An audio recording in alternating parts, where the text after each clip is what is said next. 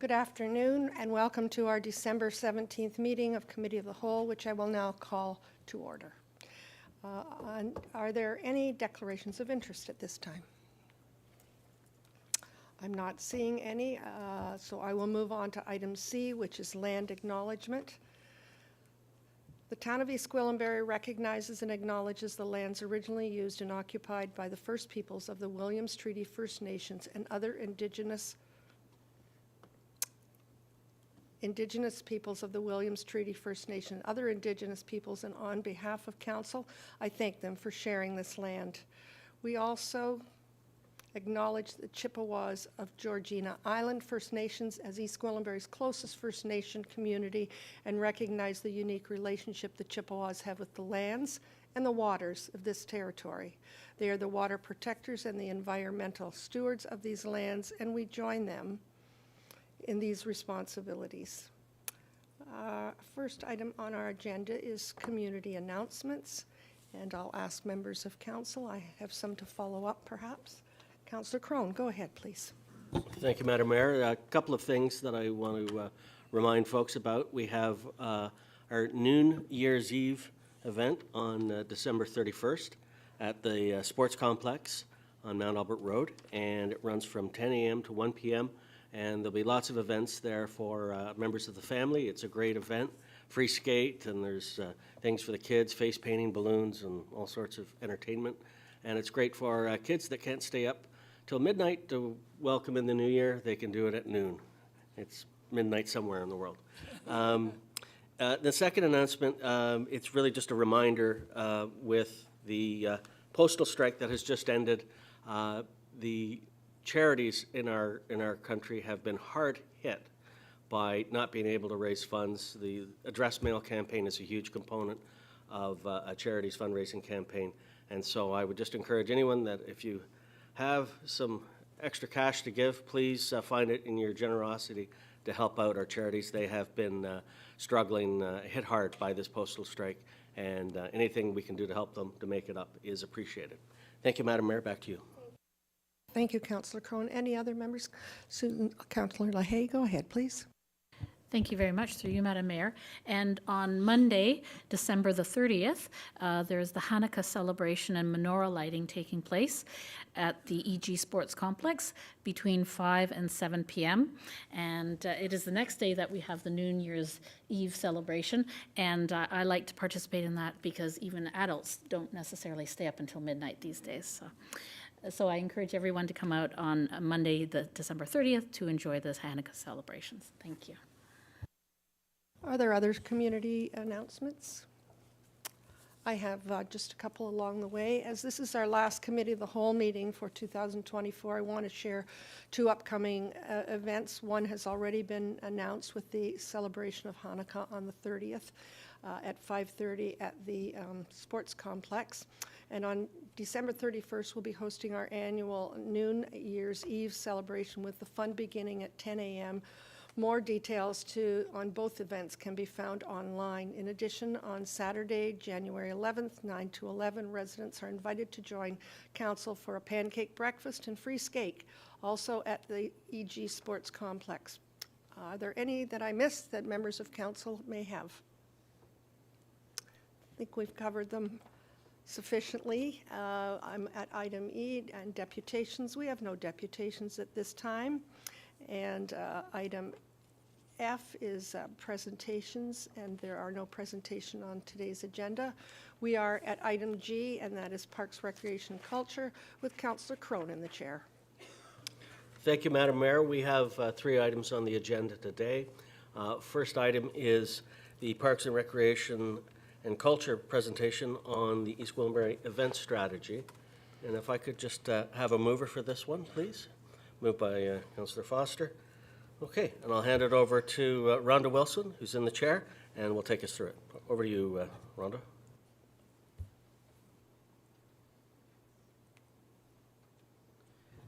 There you go. Sorry, thank you.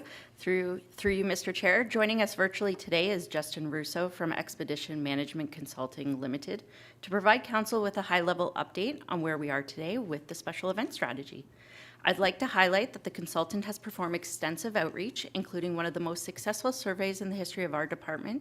We received input from each of the town departments, our valued community partners, residents, and businesses. We have also had preliminary input from EDI staff, EDI Advisory Committee, diverse community partners, and we will be integrating the IDEA action plan with the draft strategy. As a next step, staff plan to provide a fulsome report, the draft event strategy, and a separate resident report that will provide a summary of the key findings and recommendations in Q1 of 2025. Thank you, and I'd now like to introduce Justin.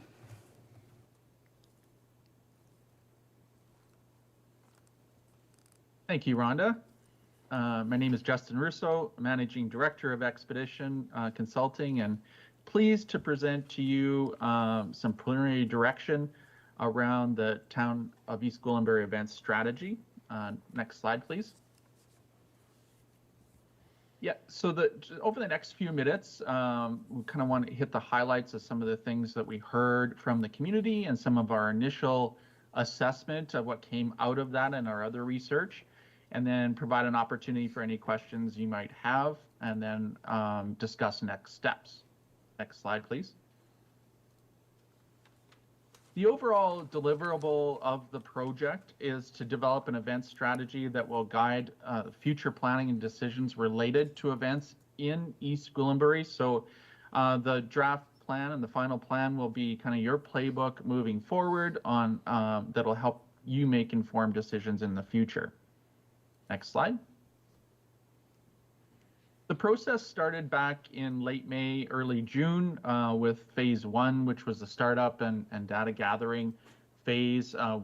Shortly after that, we completed the community engagement phase, and we're currently kind of reporting on phase three really here, which is the analysis phase, which will transition fairly quickly here into the draft strategy and the final strategy in Q1 of 2025. Next slide. We enjoyed the community input process and got some excellent feedback from the public in a variety of different ways. And we were happy not only with the quantity of response, but also the quality of the response that we received from those that we spoke with and those that we heard from through various surveys, both from residents and from community groups. Digital input workshops. We also had several sessions with staff and management in the town, as well as I had an opportunity to tour the community, speak with staff, speak with the public, and even attend Music in the Park. So that was certainly a highlight. During that same trip, I had an opportunity to speak with you, Council, in several sessions and to get your input into the draft report. We did various interviews, and in total, there were 620 touch points in the process. Next slide. Other inputs that have gone into this initial analysis phase is a SWOT analysis, what's currently happening today, as well as looking at what events you're offering now and what infrastructure you have to support those events. Looking at what demands there are for events and how you're delivering those services in the community. Looking at what others are doing in other municipalities in terms of the comparative analysis, and what flows out of that rather as an opportunity assessment to see what opportunities there might be in the future, a vision for the future, as well as the strategy and goals and implementation planning. So there's been quite a few wheels turning over here in terms of putting pen to paper around some of this information. And so next slide. Out of some of that analysis, we did come up with a current state summary. And so we want to look at what strengths there are around event delivery in the community and where there might be opportunities for growth in the future. Certainly a strength is that events are well organized, and I certainly saw some of that firsthand, but we did hear from the public about that as well, and also from residents about how much they appreciate events in the community and how it's important to their quality of life. We know there's strong participation in events, and that the community groups are highly engaged in their delivery, and that you have a strong volunteer program. And that's something we don't see in all communities. And of course, we do this in communities across Canada, and certainly your volunteer program is a strength of yours. The help is a game changer coming forward, the Health and Active Living Plaza, and certainly an opportunity to bolster hosting capacity in the future. And we were particularly impressed with your portable stage, not only for town-run events, but it can be a way to distribute the event hosting capacity throughout the community, and certainly an asset that you have. Next slide, please. In terms of some challenges, and this can certainly be an opportunity as well, a growing population, a diverse population, and with that comes demand for events. And so meeting that demand can sometimes be a challenge. Your existing event staff and resources are at or near capacity. So when we look towards growth in the future, that could certainly be a challenge. There's a need for role clarity and formal processes and policies when it comes to event delivery in the community and the town. Equitable event hosting in a geographically dispersed communities can be a challenge, a little bit spread out. So having that distribution can be a challenge. Some infrastructure limitations, as well as marketing and promotion, and rising event production costs are something that's felt by your community and communities across the country, and certainly event producers are feeling that pinch. Next slide, please. We did look at, as I mentioned, that comparative benchmarking at other communities and how they're staffing their events, and we looked at communities that were similar to you, and also those that kind of deliver a similar types of events. And EG has 1.65 of full-time equivalent staff, and comparators have actually 3.3 staff. Those staff are producing in EG 17 distinct events, whereas comparators are producing on average 21 distinct events.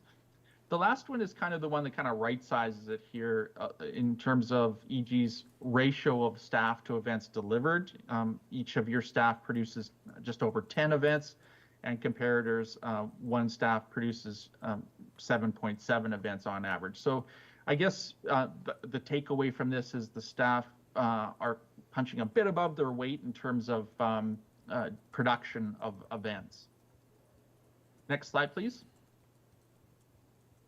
We have developed an initial vision statement that you will see in the draft report. So events in East Gwillimbury will bring residents and communities together to celebrate what they share and also what makes them unique. And we certainly see an opportunity for events to do both of those things. And so that's kind of where we're headed with the vision statement. Next slide, please. As this is kind of the preliminary direction presentation, we'll talk about some of the things we're working on in terms of that you will see in the draft plan. It's split into two separate areas, one organizational development and two program development. So we'll speak about organizational development first. Establishing a one-door-in approach for events at the town we think is important, where a community group can call and have one person sort of answer the phone and guide them through the process in a clear way. Clarifying internal roles and responsibilities is certainly something that is an opportunity, and there'll be a series of recommendations around that. Adoption of criteria to evaluate which events merit town investment we see as an important part of the draft as well. And we will also be presenting a proposed set of criteria that you can use as a starting point for evaluating in the future. Also, implementing an event services matrix that will help you identify what levels of support you would provide as a town. And so that would be something that you could use as a tool moving forward. And again, we will be presenting a draft matrix for your review. Next slide, please. Also considering adding human resources, particularly as you continue to grow, to meet the service demands, and that could mean staff or contract staff or some sort of combination of those two. Establishing a special events advisory team, a seat committee that would see representatives from multiple departments kind of being part of this, that would meet a few times a year. Clarifying council advisory committee roles related to special events will be important as well, and making consistent with your overall corporate structure and function. Next slide, please. The next section is around event and program development, and certainly enhancing the capacity of community organizations to deliver events. You'll see a series of recommendations around that, and some suggestions around tools and things that can help support that. Encouraging more small-scale events at parks across EG, and we did hear particularly from council about a need to kind of do some of that. And you'll see some ideas in the draft plan around decentralized event delivery approaches, and also kind of more tactical things like a block party in a box type of an approach that we've seen work really well in various communities. I can expand on that if you wish, but you will see some sort of those tactical kind of suggestions as well. Next slide, please. Developing an event community events grant program that would help community groups sort of access those funds to be able to deliver events would be worth consideration. And then also enhancing the diversity and inclusion in event delivery, and integrating the idea of plans is throughout the draft. You can expect to see that. And developing a special event plan specific and an animation plan specific for the help. We think will be a top sort of priority as well, considering the timing of it coming online. Next slide, please. Also adding more outdoor event amenities in parks that would encourage that kind of geographical dispersion of small-scale events at multiple places throughout the municipality. Pilot combining music nights and farmers market is something worth considering, as well as enhancing event marketing and enhancing environmental leadership and best practices with event delivery. Next slide. So that kind of gives you a bit of a snapshot of where we're headed with the draft report, kind of a preview, if you will. The next step here will be to develop the draft report and collect feedback on that document, and then to develop the final report and bring to council for approval. Next slide, please. So with that, I'll open it up to any questions you might have. Thank you very much for your presentation. That was very informative. Any members of committee have any questions for our presenter? Mayor Haxon. Thank you very much. I have some interest in the block party in a box. I wondered if you could just expand that a little bit for us, please. Right. Well, this is in response to kind of the interest in having more small-scale events at parks throughout the community. And we've seen it work pretty well, where there'll be a trailer that community groups or individuals even could rent or even just sign out at no cost, and it would have in it maybe a sound system, a barbecue, games that you can play on with a block party. Basically everything you need for a block party in one spot, and the kind of some communities have certainly seen success with that. Thank you very much. Okay. Councillor Lahey, then Councillor Foster. Thank you very much, through you, Mr. Chair.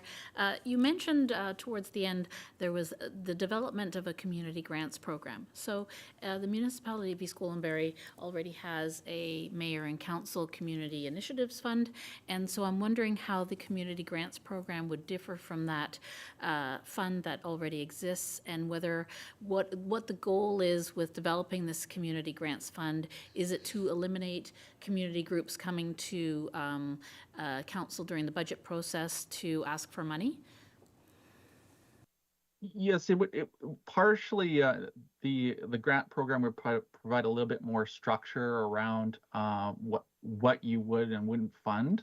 And that could be sort of codified within the administration. And there could certainly be like a set of funds that could be set aside for that. And the idea would be to cut down on those individual requests coming through to council, and making a more of a codified approach that the community would be clear on what the evaluation process is and what the criteria would be for investment. Okay, Councillor Foster, then Councillor Roy DeClemente. Thank you, Mr. Chair. One thing that jumped out at me, or it kind of made me think, the criteria to evaluate which events merit town investment, of course, I believe that we probably all agree with that, but I couldn't help but think, is this kind of a criteria that is already written or something that's written to kind of fit our community? And then, of course, it made me think, the community events that we already do now, how would they stack up to that criteria as it's written? I don't know how much you can tell me about that, but your thoughts. Yeah, the event criteria is right size for your community. It's based on what we heard through the community engagement process, and also our work with the staff and with council. So it's intended to reflect kind of what you think you told us that was important to you. And our suggestion in the draft will be to actually look at all events, those that you currently have and those that you might want to seek investment in the future, and see how they match up with that criteria. And that criteria can be adjusted. It can be adjusted. You can take what we're presenting in the draft and kind of tweak it as you go into implementation. You can weight different areas of it based on what you think is most important, and you can change it as things move on. As with the whole plan, really, it's the plan's a starting point, and it's yours moving forward that you can work with in the future. But it's a starting point to kind of get your head wrapped around what really merits investment and what might not. Thank you. Councillor Roy DeClemente. Thank you, Mr. Chair, and thank you to Mr. Rousseau for being here today, even if you're virtual. But I couldn't help but be reminded, we did actually used to have a block party in a box. It was actually a bag. It was a hockey bag that was at customer service. And I think, like some of our events, it struggled to get traction because there was sort of a marketing and a comms issue where people didn't know it existed. And so our groups weren't, our neighbors and our residents weren't borrowing it. So I think that when this comes back to us, I would like to see a little bit more substance on the marketing and communications around our events and how we can brand, one or two events as our signature events, and then sort of how sort of tiers of events are supported. I sort of envision three types: the corporate town ones that are done by staff, the second kind being the committee events that are supported by staff but aren't put on by staff, and then the community, sort of the self-serve option. And I would like to see some policies around how we define those, as well as how that grant program plays into those things. And when you report back to us, Mr. Rousseau, I would also like to hear about any events that we're missing. Part of the reason why we undertook this process was that we felt as we were growing, there were all these great ideas for events coming to us, and we wanted to do all of them. And we knew, and we can tell, that our staff were being very efficient in putting on events, great quality events, on a shoestring staffing budget. But I'd like to see if there's something that we're missing, or there's something that we can dial back or hand off to another group who might be able to do it better or have more expertise. But I really feel like we're on the right track here, and I appreciate the work that you've done already, Mr. Rousseau. Thank you. Thank you. Thank you. Councillor Carruthers. Thank you, and thank you for all this analysis. It's incredible the amount of outreach that you've done and the input that you've received. I wanted to go right back to one of the first slides that talks about project deliverables and it talks about this project will develop an event strategy that will guide the future planning decisions related to events in East Gwillimbury. And I just wanted to wonder if you could talk a little bit more about that, put a little more meat on that bone, because when this comes back to us, when we want to know, did we get what we ordered? We want to be very clear what it is that we're ordering, right? So what is it that we are asking for specifically?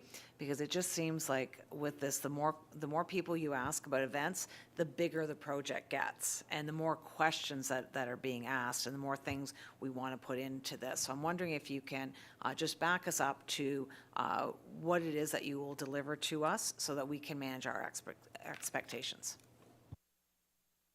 Well, I think the main thing is a tool that you can use to make decisions in the future. And it should be something that's kind of pliable enough that you can, in implementation, you can take some things as they become funded, as they become more important, and adjust on an annual basis. So it's not set in stone, it's a starting point for you to make decisions, but also provide some justification for those decisions. And hopefully helps you with that annual budget planning process and strategic planning process around events, but also can be used to communicate to your partners in the community about what direction you're taking and how they can plug into all of this. So it's a tool, decision-making tool. There's a lot of action items in there, but it should be noted that it's a longer-term 5 to 10 year plan. It all doesn't have to be done at one time. We do our best to try and identify what we would consider the priorities, and bring those forward into kind of the must-dos in our view, that can help you kind of get those to the forefront in your initial discussions. Thank you. So to Councillor Roy Clemente's comment, I want to know, are we doing enough events? Are we doing the right events? Are there things that we're missing? Are we funding events enough? Are we spending too much on events? So those sort of basic type questions. I want to know how our events relate to our strategic plan. So council puts a lot of time into developing that strategic plan and our annual plans that fall out of that. And I want to make sure that these things are aligned. So when we're talking about strategy, to me, it's a higher level concept that we're looking for when we're looking for a strategy. We don't need to know what's going to go in the block party in a box bag, but we do need to know, does the block party in a box align with our strategic plan? Is there funding for it? That sort of thing, right? So a little bit higher level. And I just want to make sure that we're delivering the events that other towns are delivering, and that we're not missing something. So that's what I'm looking to you for. Thank you. Okay, are there any other questions? I just wanted to ask a question about the point you made about our staff power for holding events, that we're running at about half of what our neighbors run at, our comparators, which I think is, it goes against the stereotype of governments being heavy with staff. But it begs the question, are we being disadvantaged by that?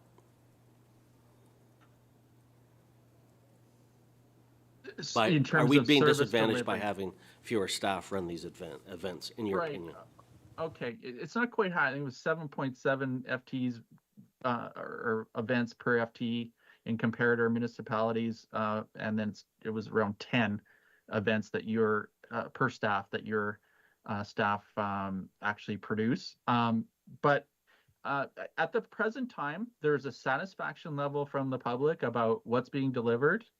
There's a high degree of professionalism in what's being delivered. I think we're just talking about more for growth. If you're going to grow, you're probably at or near capacity, and you're probably going to need some more investment there.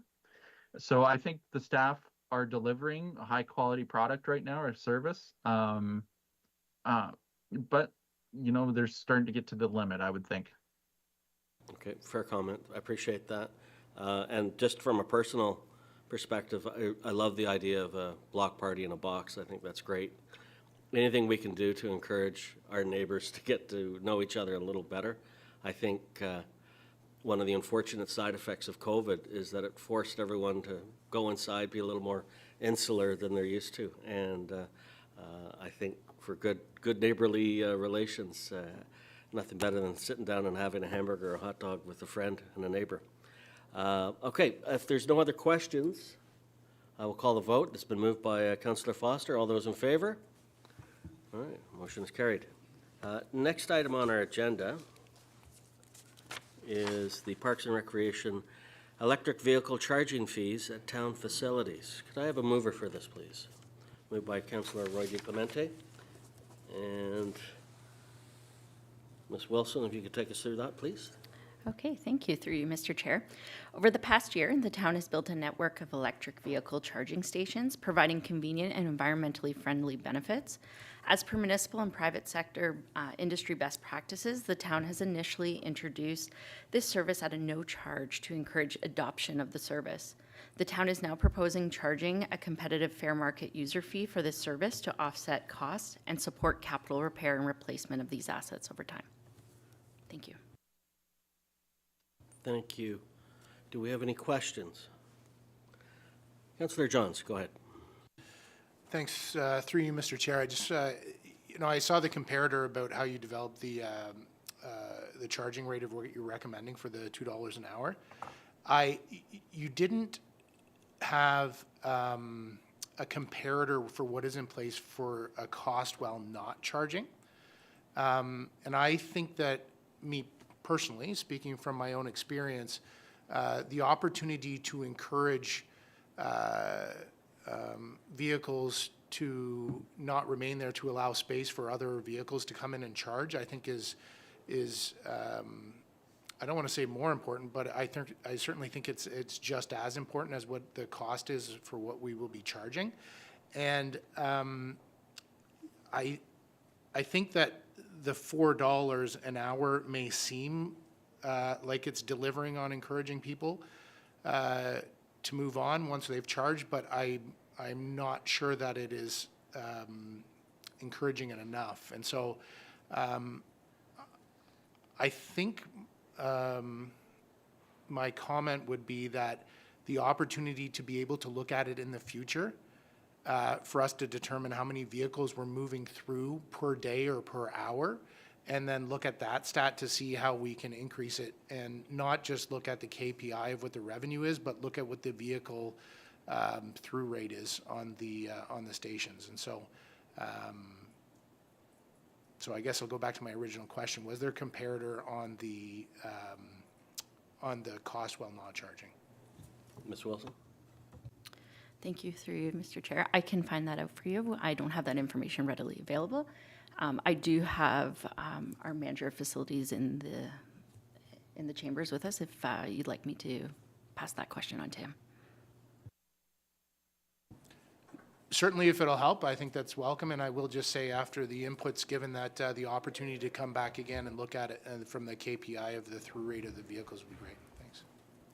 Thank you. Through you, Mr. Chair, there was no comparators for the fee while parked uncharged.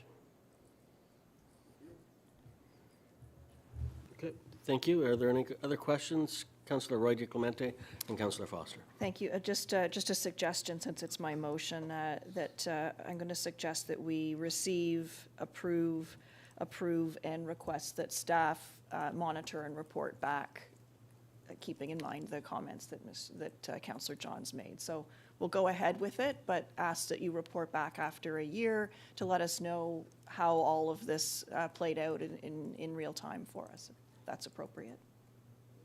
Great suggestion. Thank you. Okay, Councillor Foster, you had a question. Thank you, and this comes from my ignorance in this field, but obviously the cost being higher while you're not charging is an incentive to go and move your vehicle to take it further. But how does the person that owns that vehicle know that?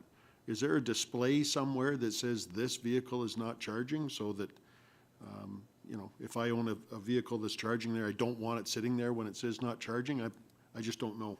Who wants to take that one? Through you, Mr. Chair, thank you. Yes, part of that system, the online web app does provide that information for you. So once your car does reach satisfactory charge, it sends you a text alert to notify you. So you do have ample time to go out and uncharge your car. There you go. What a world we live in. Any other questions?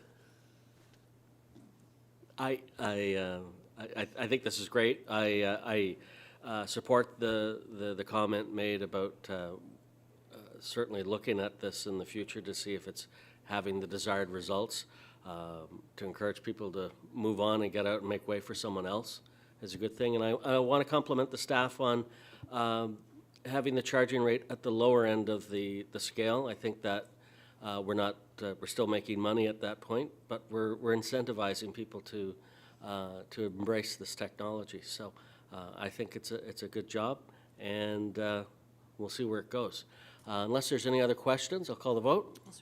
Oh, sorry, Councillor Carruthers. Thank you.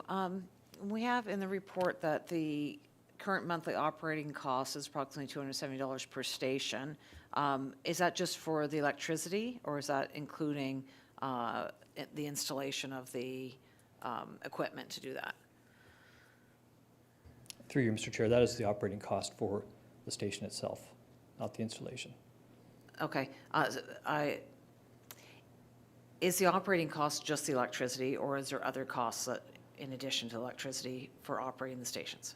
Through you, Mr. Chair, the operating cost covers the annual subscription for the software as well, Okay. in addition to the electricity. Okay. What other costs would the municipality have? Obviously, with the upfront cost of installing the stations, these ones are already installed. It's just when I hear the comment about the town making money, I'm looking at this and going, there's like $8,000 difference. I'm sure we're spending that on staff time. I'm just wondering about like repairs and that sort of thing, we're probably running this pretty much at a break even. This isn't a money-making endeavor. Is that correct? Through you, Mr. Chair, that is correct. There's minimal overhead on this. There is an enhanced maintenance program that we did apply for as well, so that is included in the operational charge. Wonderful. Thank you. Okay. Any other questions? Seeing none, this is Councillor Roy DiClemente's motion. All those in favor? Okay, motion is carried. Thank you. All right, last item on the docket here is the report on permitting fee structure. Ms. Great. Wilson, take us through this. Thank you, through you, Mr. Chair. The report prepared for council consideration provides an update to an existing permitting structure and policy that has worked effectively for a number of years. The recommended update provided in the report reflects the needs of our growing and diverse community. The recommendations to council supports affordability and access to our valued facility spaces and parks, and support for our community groups while maintaining fiscal responsibility. As well, staff have performed extensive outreach and consultations to each of our affected community groups to ensure a practical and prudent process and policy that meets their needs. The report and policies have been vetted through SMT, including finance, legal, and corporate services. Further, the proposed updates integrate with deliverables from under the IDEA Action Plan. Thank you. Okay, I forgot to ask for a mover for this. Could I have a mover, please? Mayor Haxon. Okay, any questions?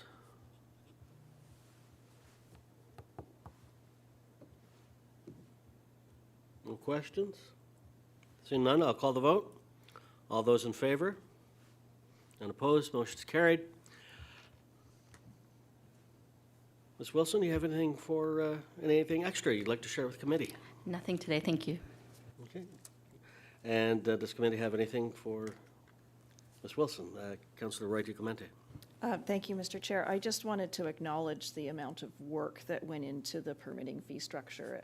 When I was chair of this area years ago, when we first put the policy in, it was a labor of intense scrutiny and a lot of arm holding and wrestling and all of this kind of stuff. And so I know that this took a lot of work, and I wanted to commend Ms. Wilson, because it was so well done, we didn't have questions. So I just wanted to acknowledge that was a job well done, and I think it's a refresh of an existing policy that was working for us, And I think it'll carry us into that next phase in the next few years as we continue to grow and the help open. So I just wanted to acknowledge the amount of work that went in. Thank you.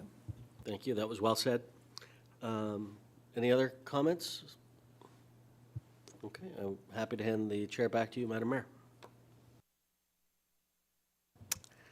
Thank you very much. We just have one more here, I believe.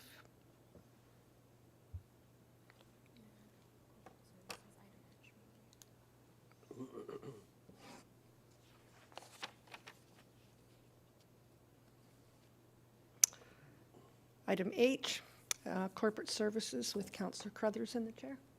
Thank you, Madam Mayor. We have two memos today, both very good news. The first is a presentation on our staff engagement survey, and the second is the selection of the town of East Gwillimbury as one of Greater Toronto's top 2025 employers. So that's very good news, but let's start with what our employees say. Over to you, General Manager Gandhi. Thank you, Madam Chair. So I'm pleased to lead the discussion about the staff engagement survey that was recently completed. Before I begin, I'd like to acknowledge the leadership that Director Dalia Demarath and Liz Norwood, along with the People and Belonging team, provided in this initiative. So as background, the next slide, please. As background, in 2022, we conducted an employee engagement survey, which was followed by focus groups with both staff and people leaders, and those results were presented to Council. And then based in part from the employee survey results, we initiated a fire and emergency services review. We also used the results of the survey to develop and launch the EGU Belong employee experience strategy. We also wanted to assess the efforts of the strategy, and that's why we did a midterm review most recently. And before we talk about the results, the next slide, please. Before we talk about the results of the review, I'd like to just touch on the employee experience strategy. We'll be providing a more fulsome review when we do the year-end review report to Council in February. But just for context, the employee experience strategy speaks to a number of different themes. Your experience, your career, Team EG, and our pledge. And across all of these areas, we also apply elements of modernization, equity, diversity, and inclusion, and policy development. So those are shared amongst all of those themes. I'll highlight some of the accomplishments, including, next slide, please. This list is a very high-level list of the things that we've accomplished, but recognizing that it's a 3-year strategy, there is obviously work to do ahead of us. And you'll see that when the 2024 survey is presented, how these align. So some of the accomplishments include the delivery of leadership, de-escalation, and other trainings, such as Wellness Wednesdays. We created and launched an orientation session for new employees. We implemented a pregnancy and parental leave policy and benefit. We also enhanced our EDI initiatives through the year and for the last couple of years. And we reinstated the Years of Service Awards that staff most recently enjoyed. And we're working on updating and developing policies for people through the People and Belonging branch. The EGU Belong Employee Experience Strategy, as I mentioned, is a 3-year plan. So some of the work ahead is the compensation review. For full-time staff, we're going to be developing and implementing a training and development program for staff that's quite fulsome. And we've launched an EG Connects website. It's like an intranet site. I think that's the old terminology. But we've launched that, but we're going to be having a more fulsome launch of the EG Connects central website, which will be a central place where staff can go for information, policies, the how-tos of working at EG, so that should be helpful to them. While we reinstated those Years of Service Awards, we also have some work ahead in terms of developing a more comprehensive rewards and recognition program. And we will be bringing forward the results of the strategic workforce planning work that is underway, as well as developing a succession planning framework. So those are all part of the EGU Belong Employee Experience Strategy. I'll briefly turn to the Fire and Emergency Services Review, which resulted in part from the 2022 Employee Engagement Survey. And a more detailed presentation will be provided to Council in the new year. With a focus on fire and emergency services, we made several changes, including leadership changes, of course, and we changed the name of the department. We also brought in a more comprehensive onboarding plan for new firefighters. The review itself resulted in 24 opportunities, which were categorized into 7 themes, which you see here on the slide. It's important to reflect on the work done over the past 2 years because it's important to demonstrate that the survey results are not simply reported and placed on a shelf. The work we do with the survey helps to determine the plans that we're going to be putting in place, and I hope that the examples that I've shared demonstrate that. The EGU Belongs strategy and the FES review demonstrate that commitment, and the fact that the staff, the feedback provide are taken to heart, and that action is undertaken. So I'm now going to turn to Rick Domenico, who was very much involved in developing and leading and supporting the strategy, the survey work in the last couple of surveys, and he will speak about the results of the 2024 survey.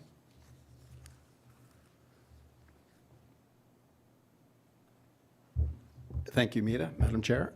It's my pleasure to be here this afternoon to talk about the results of the most recent staff engagement survey.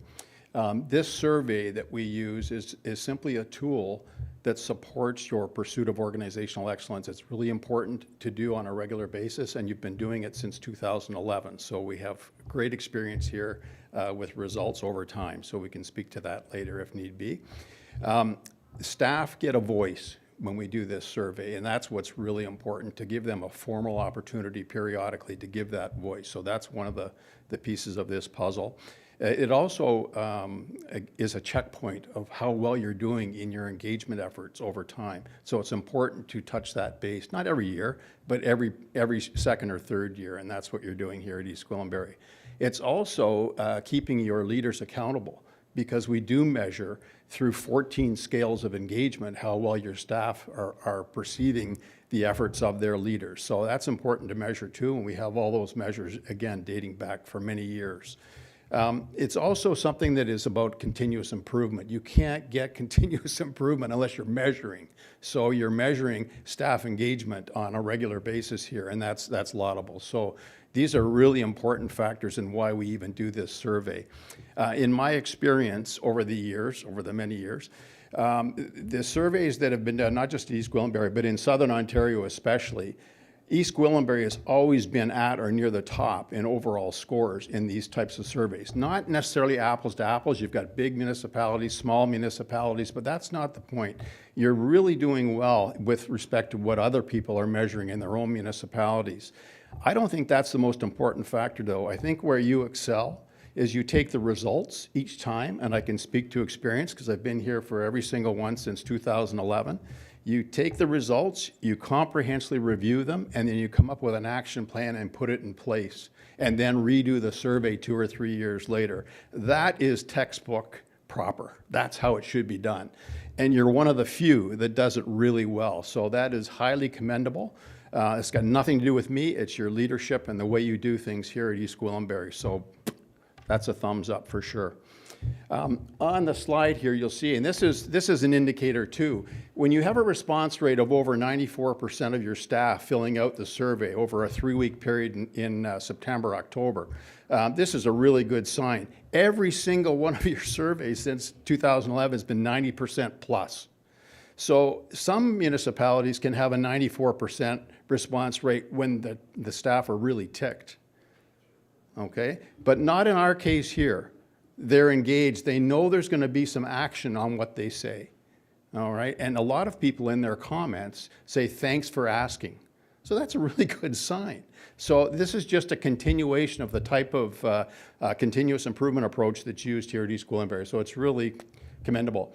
11 of our 14 engagement areas, which you have 2 or 3 or 4 questions within each of those 14 engagement areas, showed improvement or stayed the same as in 2022's results. So that's a good sign. There were some areas of marginal decline. typical ones in municipal government, but benefits and compensation, training, organizational development, and communications across the organization slipped slightly, but still not dangerously low. Okay, so I wanted to make sure that was clear. This whole notion of engagement, though, reflects the fact that you work at it after you measure. And that's what I think is coming out loud and clear. By no means is it perfect. It never will be. But at least the staff look at the results each time, compare them to the last survey, and then say, here's where we need to put our efforts. Can't be 6. Well, I think there's 3 that have been selected to go forward at this point. So again, really, really positive stuff. I'm not going to give you all the weeds in terms of the numbers and whatnot, but on the next slide, you'll just see the sort of summary. You can't read it, but don't worry about that. This is on a 5-point scale. Out of 5, you've gone from, I think it's, I can't read that, sorry, but it's, in 2018, it was, could someone say what that is? I can't see it. 3.74.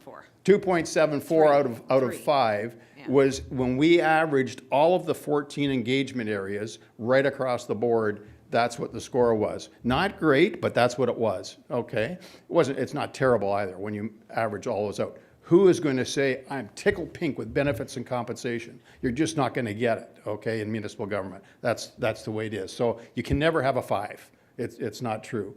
But then we jumped up into 2022. Marginally, but we still jumped up on a trend. More importantly, we jumped up even more in the most recent one.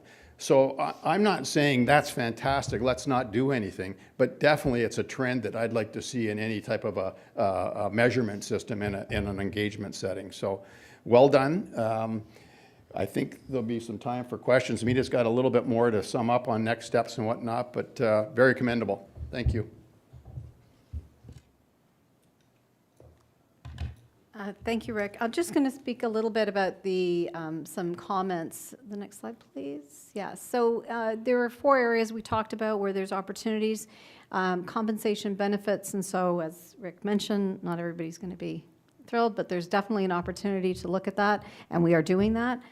Recognition is also something that I spoke about, where we're going to look a little bit more about how we can formalize a recognition program. Organizational development, positive change is happening. However, there are opportunities for stronger interdepartmental communication. These are actual comments that came out of the report itself, so I'm not adding my own words here. And then in terms of training and development, there was some recognition that the process is improving, but there's still some opportunities to have a more comprehensive training and development program. I'll just turn to next steps quickly. So we've had meetings with departmental leaders. Rick has met independently with department and people leaders, and there's been communications to all staff. The presentation is happening, of course, today, and then we're going to take the results and we're going to do something with them. We're going to update the employee experience strategy, and then I've already mentioned the presentations are going to be coming to council in the new year on the Fire and Emergency Services Review and the update on the EGU Belong Employee Experience Strategy. Thank you. Thank you, and thank you for that presentation. Thank you, Rick. I've always said that our staff are our greatest asset, and our residents depend on the staff that are delivering their services. We're a service delivery organization, and the better quality our staff are, the better product our residents are getting. So this speaks to that, and I appreciate it. Are there well, first of all, can I get a mover to receive this? Councillor Crone, are there any questions on the survey? Go ahead. Councillor Crone. Thank you, Madam Chair. First, I want to say congratulations on a great survey and being recognized. I know it's next on the agenda, but we're being recognized for being a good employer. In my 20 years of corporate experience, the one thing I learned very clearly was that employee engagement was a key component to organizational health. And if you don't get that right, you have problems. You have bigger problems. And so I think this is one area that we're getting right. And so all of staff, it's not just a few of us, it's all of staff deserve a compliment on that. I love the comment about continuous improvement. That is something we all need to embrace. I had a fellow on the, when I sat on the Economic Development Committee, he used to say, if it ain't broke, don't fix it. is the antithesis of continuous improvement, and I've never forgotten that phrase. And so I'm so glad to see that we're doing that here. And to Rick's comment about compensation always scoring low on municipal surveys, I could tell you it scores very low on corporate surveys as well. We never got it high marks on that, but that's human nature. But I wanted to know, and maybe I'll direct this question to Mr. Velchich. When we've identified areas in the survey that need improvement, are we building that into the year-end, the performance plans of each department head? Are they factoring that in to something that they work on? Is that part of their yearly performance review going forward? Because it's great if we recognize it, but if you don't do anything with it, that's kind of a waste. Madam Chair, through you, the answer is absolutely. In fact, Mr. Domenico had commented, and Ms. Gandhi as well, about the fact that one of the things that really makes this exercise meaningful is not just kind of getting the pulse check, but the so what. So what are you going to do with the results? And what I can tell you is we identify corporately where we see kind of organization-wide areas that we can continue to refine and improve, even if the results generally are already pretty good. We're always looking for ways to tweak that if there's opportunities.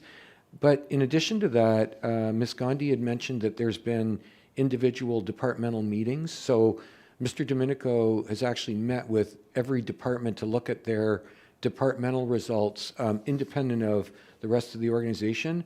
And so department heads have an opportunity to say, I understand those are some themes that we're looking at across the organization, but in our particular department, I noticed that this other category could use some attention. And so our people and belonging staff, and to the degree that Mr. Domenico is called upon to assist, there can be departmental specific initiatives undertaken. So very much sort of a collaborative and comprehensive response protocol when we get these types of surveys. And then what we look to, and I think Ms. Gandhi did a great job today explaining it, is when we do the next survey, we try and look and see, did we see some improvements in the areas where we've invested time and energy and focus? And if the answer is no, then maybe we either didn't do the right things, or maybe we've maxed out in terms of satisfaction level. But we actually have that constant cycle of, measure, analyze, and then redo. So that continuous improvement cycle is alive and well. Thank you for that. I think that makes a lot of sense. Last point I wanted to make through you, Madam Chair, is I understand we do these surveys now every 2 years. And We've been doing the survey, the last one was done in 2022, and this one in 2024. So we intentionally did one in a 2-year period because we really wanted to see the impacts of the EGU Belong survey and other initiatives, as I've mentioned. But typically, they're done in a 3 to 4 year span. well, for what it's worth, I would do these yearly. I think they should be an annual event, but that's not for me to say. But I would encourage you to consider that. I've been saying that since I got here. I'll keep saying it. Thank you, Madam Chair. Back to you. Thank you. Any other questions or comments? Seeing none? Oh, I sorry, just go wanted to ahead. jump in Yeah. at the end. Thanks, Madam Chair. I just wanted to echo great leadership, and I just want to thank Ms. Gandhi for her specific leadership in the transformation that's happened over the last 24 months. It's a lot of listening, and then being thoughtful and being able to put something together that works for everyone, and it's great to see the results in the statistics. So, thank you.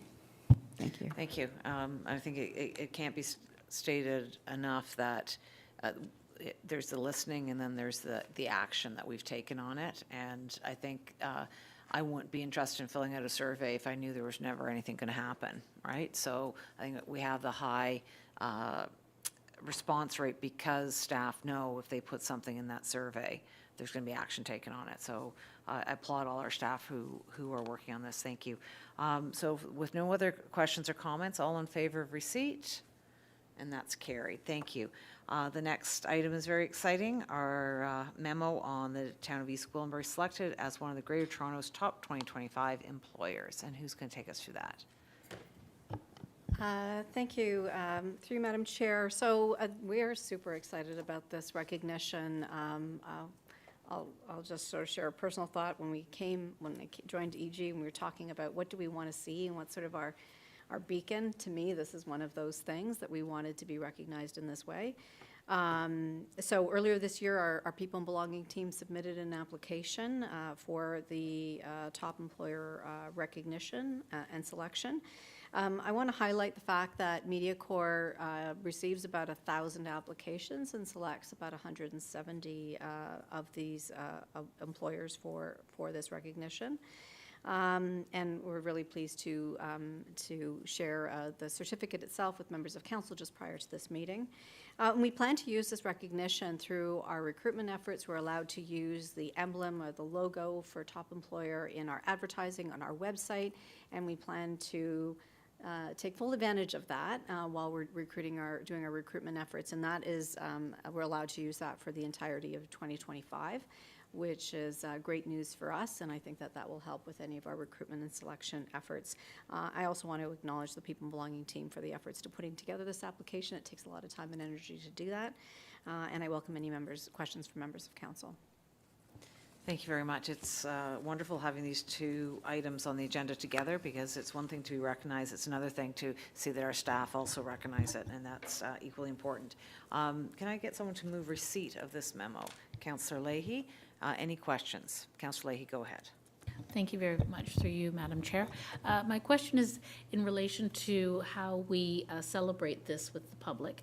I understand that you put out a media release, but I'm wondering if there are opportunities that the staff may potentially look into in the future in terms of a display case or a display wall where there's high traffic of public members of the public coming in to pay their bills or to ask questions at customer service. Is there any opportunity in the future that we can have a physical, visible awards wall or recognition wall that can be appreciated by more people? Thank you. General Manager Gandhi. Through you, Madam Chair, we actually did have a display case, which is now where our customer service kiosk is. So things change, and we want. So I answer this in two ways. One is, yes, we are going to display this particular award in our hallway, and we're going to make sure that it has a prominent fixture. But I would suggest that we have conversations with our Parks, Recreation, and Culture team around any type of building enhancements or display cases for a new location for those awards that we used to once upon a time have a home for. Thank you. A podium right in the middle of the hall with a spotlight right on it. Just an idea. Go ahead, Mr. Velchik.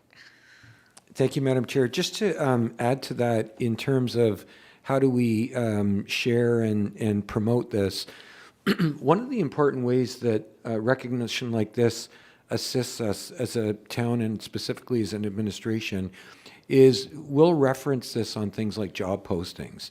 And so what will happen is this becomes an incredibly appealing piece of information on a job posting, because individuals that are looking for not just a job, but a great place to work and feeling that they will wake up in the morning and not dread, the 8:30 to 4:30, but in fact will feel excited about the opportunity to work in a collaborative, supportive organization. This sort of recognition goes a long way to helping us with our attraction and retention strategies to get the very best talent into EG. So that's another way. It's not quite the same as people walking in, which I also think is a great idea to get it promoted there, but it actually does get actively promoted through things like our posting processes as well when we've got vacancies. Thank you, and thank you to you and your whole team on this award. A lot of work went into it, so we don't take it for granted. I think you can hear from the comments that everyone up here is very appreciative. Any other comments? Seeing none, Councillor Lahey has moved receipt of this memo. All in favor? And that's carried. Thank you. Was there anything else? I'll turn the chair back to you, Madam Mayor.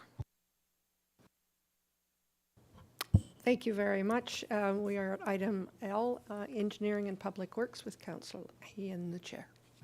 Thank you very much through you, Madam Mayor. We have 2 items on the agenda today. And the first item is Engineering and Public Works Report with regard to the contract award T-24-17, the East Townline Bridges number 113 and number 114, replacements for the town of East Gwillimbury. Can I have a mover? Thank you, Councillor Crone. And with that, I will hand it over to the General Manager, Mike Molinari, to give us an overview of the expenses and what's involved with this, the bridge replacement. Thank you. Thank you, and through you, Madam Chair. This is a standard construction award report. We note the town's benefiting from some very favorable pricing that we've achieved through this. There's 18 bids that were put in, as well as there was extensive value engineering exercise through the design process in order to minimize life cycle costs. So we're happy to have this in front of council, and we just wanted to remind council these are the 2 bridges that were taken out of service as a result of some heavy trucks which overloaded the bridges a while back, and we're very happy to have this here today and hopefully get these bridges back in service by the end of the year or very early in 2026. So happy to answer any questions. Thank you very much, General Manager Molinari. Are there any questions? Yes, Councillor Johns. Just more of a comment through the process, because I think through you, Madam Chair, I still learning how the municipal process works and outsourcing these things and seeing all the contracts come in. I had to smile at myself, or I was smiling to myself as I was preparing for this meeting and reading the documents, and I saw all those bids come in, and I saw the difference in where some of the bids landed from where we're going and some of the outliers, quite substantial in the millions of dollars. And then looking at it against our budget, like there's cost savings here for our taxpayers within the budget that we set out. And I just want to say congratulations, because this clearly favorable outcomes for the taxpayers. And I just love seeing that $4 million delta from the lowest to the highest. So it's great work. Wonderful. Thank you. Are there any other comments or questions for General Manager Molinari? Seeing none, then I'll take the vote on this. All those in favor? And that is passed. And we will move on to item number 2, which is, unless General Manager Molinari has any other comments he'd like to make on the bridges before we move on. Nothing further at this time. Thank you. Item number 2 is with regard to a memo and the population signs update. And can I have a mover for this, please? Mayor Haxton, thank you very much. General Manager Molinari, can you give us the update, please? Certainly, through you, Madam Chair. So this memo is just provided for information. It was a request from council to look into some of the population signs, and we did some digging with the MTO, and the MTO has confirmed that they'll be updating their population signs imminently based on what they use as the most recent census. So unfortunately, that is 2021 at this point, so it's going to be a little bit out of date with a total population of about 35,000. The next census will be in 2026, and the updated signs will come out in 2027. So happy to answer any questions. Thank you very much. Are there any questions from the committee? Councillor Carruthers. Thank you. Usually Councillor Roy DiClemente asks the question, but will MTO update the signs on the 404 that say to East Gwillimbury, not to Newmarket? Through you, Madam Chair, we would have to request that from the MTO.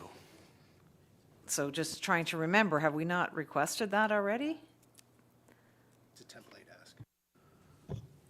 We can request that again. Thank you very much. Any other questions?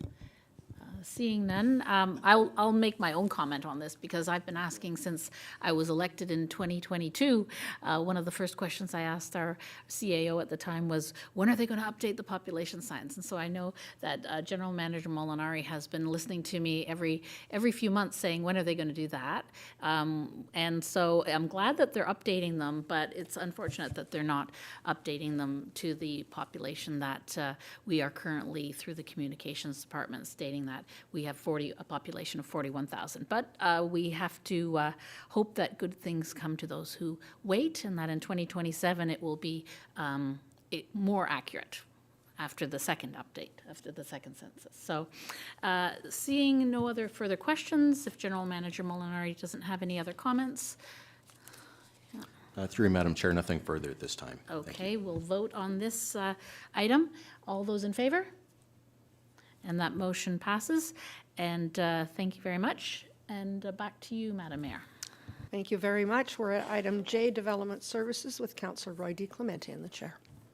Thank you, Madam Mayor. We have one item on our agenda today. It's a lengthy update from our staff regarding the Complete Community Secondary Plan, and they're just giving us a heads up on where things are headed. Ms. Bégin, would you like to walk us through this, please? Thank you. Through you, Madam Chair. We have today with us the Director of Planning Policy, and online we are joined by our consultant, Ron Palmer, who can sort of guide the discussion. But essentially, this is a significant project, and it will be sort of a big piece of planning for the future growth of the community. So we wanted to provide a bit of a status update in terms of where we are, and certainly open the floor for any questions that members of committee may have. Perhaps turn it over to Jack Krubnick to talk us through the update. Thank you, Ms. Bégin. Before Mr. Krubnick starts, may I have a motion to receive? I've got it here from Councillor Foster. Thank you. Please go ahead, Mr. Krubnick. Oh, thank you very much. Through you, Madam Chair, this memorandum is an update to Council on our Complete Community Secondary Plan.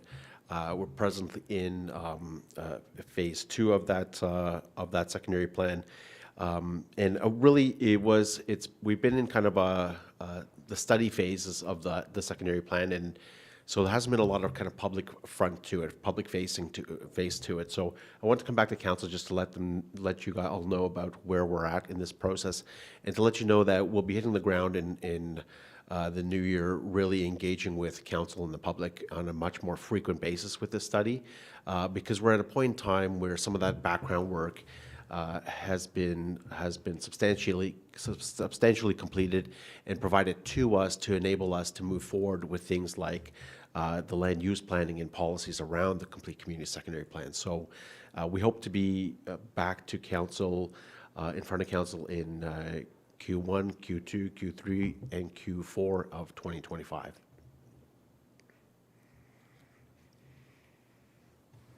Thank you. Any questions? Go ahead, Councillor Carruthers.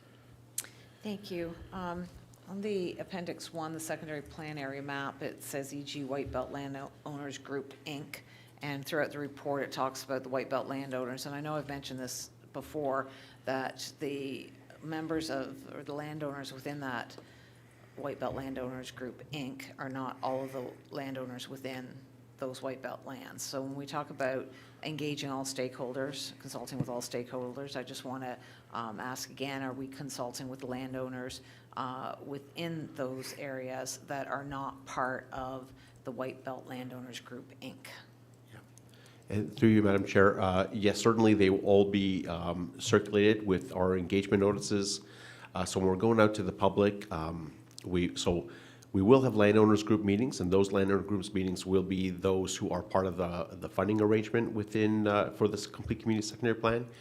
But when we go out to the public, we will do notices to all landowners within the Complete Community Secondary Plan area to let them know that we are going to be outreaching to the public at a certain date and time and location. So we'll certainly make them aware of it so that we are also engaging them, even though they may not be part of the landowners group.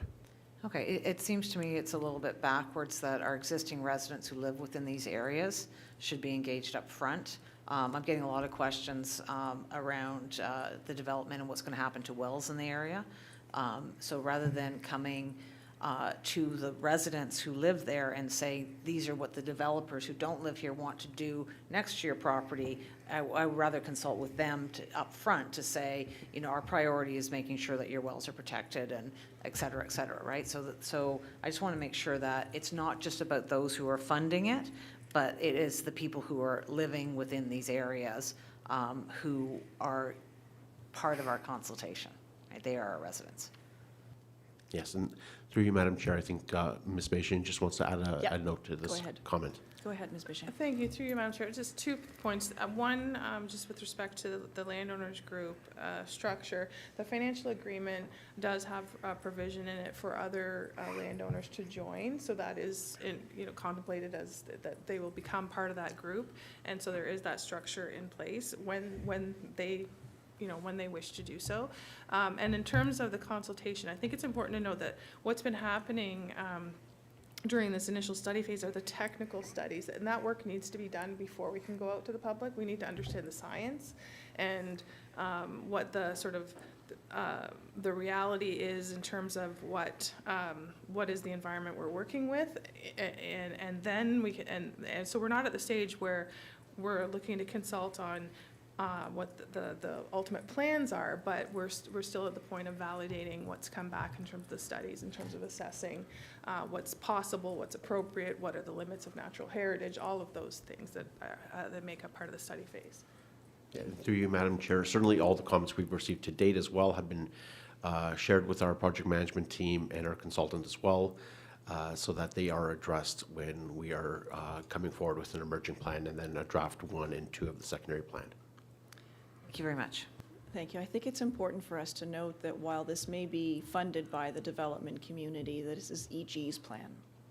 Yes. And I think that I want to make sure that we're clear about that while the development community is engaged because they're paying for it, it is our plan, and we're in the driver's seat as a municipality, and our residents are just as important landowners as others. I think is the key message there. And through you, Madam Chair, myself personally, I lead the project management team meetings that occur on a biweekly basis in 2024, and they'll continue into 2025.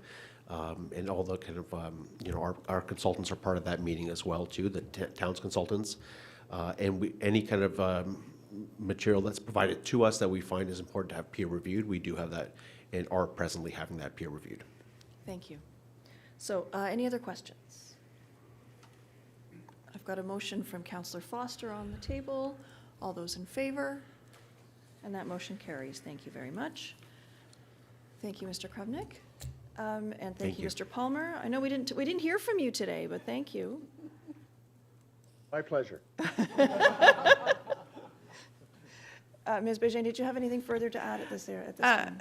Thank you, through you, Madam Chair. Nothing further at this time. I'll turn the chair back to you, Madam Mayor. Thank you very much. Excuse me. Item K, Finance, with Councillor Johnson, the chair. Thanks, Madam Mayor. And for the committee, we have one item. It's a housekeeping item for finance, the adjustment of certain property taxes for 2024 and prior years.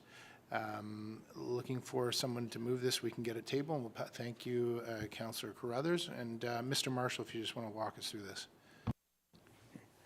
Thank you. Through you, Mr. Chair. This is a report that we provide annually with respect to adjustments that are made on properties on their assessed values, and as a result, their property taxes that they pay based on Section 357 of the Municipal Act. So for 2024, there were 2 properties that had their assessment values changed and their property taxes reduced as a result of going through Section 357, and the impact to the town is just a bit over $2,000.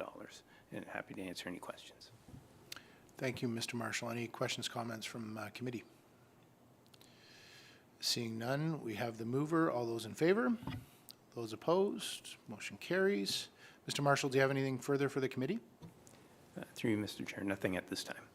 Thank you. And for the committee, anything else for Mr. Marshall? Seeing none, Madam Mayor, over to you. Thank you very much. We are now at item L, Legal and Legislative Services, with myself in the chair.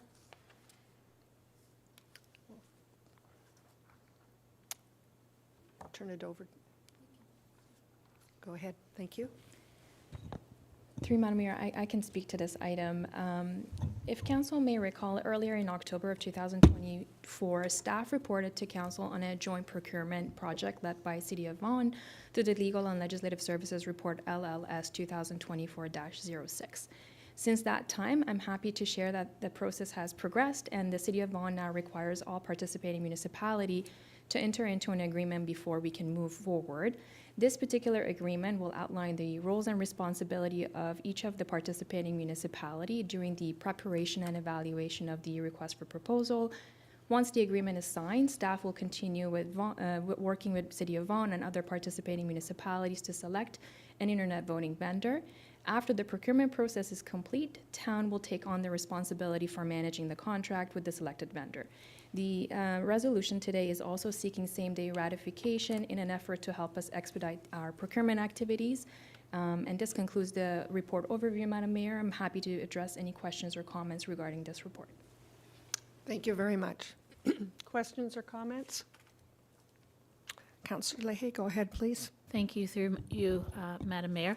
I have a question under the analysis part, which you just referred to. It says, East Gwillimbury will manage the contract with the internet voting vendor after the procurement process has completed. So would it be possible to elaborate a little bit more on how this collaboration is working, how it started, how the idea came about, and if the municipality of East Gwillimbury has ever worked with the City of Vaughan before on a project? Through you, Madam Mayor, as with the previous report that we provided in October, we had referenced a joint initiative that we undertook in 2022 with the town of Georgina. That was something that we explored with the town of Georgina with respect to internet voting vendor, and it was a success. Following that process, City of Vaughan led an initiative to see if there are other municipalities within the region that would like to take part in a joint opportunity. The reason and rationale for that was there's a lot of power behind joining forces when there are multiple municipalities, specifically when it comes to the technical writing aspect of the request for proposal and the evaluation work. So there's a lot of benefits to joining forces in that end. What we've done is we've worked with City of Vaughan to demonstrate, obviously through Council's approval in October, our willingness to participate in this venture. And part of that will require us to enter into an agreement for the request for proposal stage. I can say that we've made a lot of progress on writing this particular agreement right now. Once we're able to execute it, we will then move forward with the RFP work, and additional reporting will be provided in 2025 and 2026 with respect to any work that we'll do. In terms of managing the vendor, that is up to the individual municipalities, so we will hold the power to manage our own vendor based on our own policies and work that we want to undertake in EG. Yes, go ahead, please. And one follow-up question. So there are other participating municipalities. You've mentioned Georgina previously in 2022. How many municipalities are participating, and which municipalities are they? Through you, Madam Mayor, as of to date, there are 6 participating municipalities that will be entering into this agreement. That includes City of Vaughan, Town of Aurora, Town of East Gwillimbury, Town of Georgina, King Township, and Town of Witchard-Stouffville.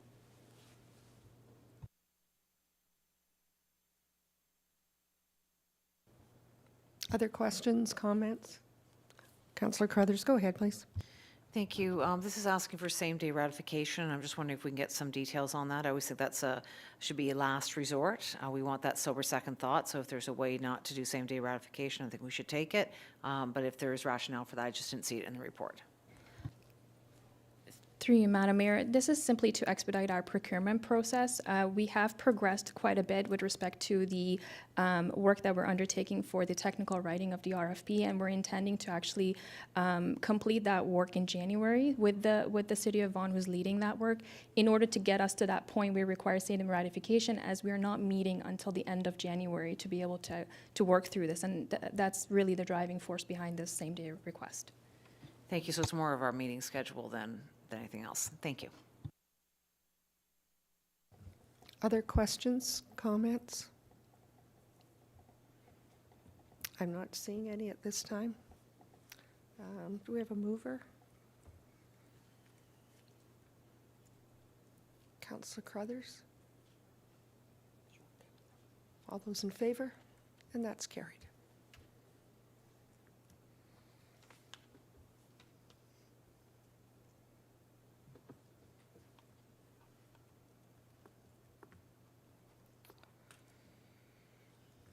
We are at item M, administration with myself in the chair, and there are no items at this time.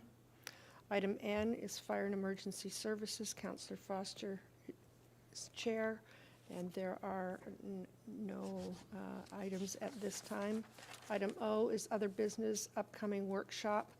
CAO Valchik, could you highlight this for us, please? Thank you, Madam Mayor. The intention for January 14th would be to have the Integrity Commissioner joining for an overview of the proposed Code of Conduct, I believe. Madam Clerk, is that correct? Through you, Madam Mayor, it's the updated Code of Conduct, that's correct.